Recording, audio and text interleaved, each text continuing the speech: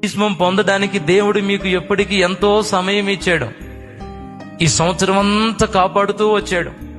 మీరేం వాయిదాలు వేస్తూ వచ్చారు. ఇప్పుడు కాదు. కానీ ఇదిగో ఇప్పుడు మంచి అనుకూల సమయం. ఈ రోజు దాటితే రేపు ఉండొచ్చు, ఉండకపోవచ్చు. రేపు బ్రతుకుతామని గ్యారంటీ ఉందా? నాకు లేదు, వినే మీకు లేదు. అందుకే అంటాడు, ఇదే అనుకూల సమయం, నేడే రక్షణ దినం.